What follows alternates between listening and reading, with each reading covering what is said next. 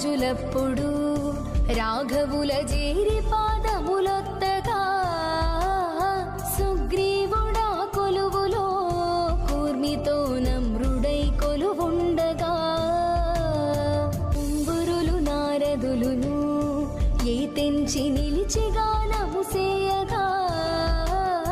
రంభాదులా సభలలో ఎంతో శుభరమ్యముగ నాట్యమాడా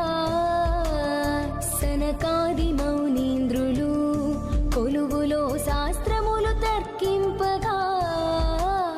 సకల దేవతలు గొలువా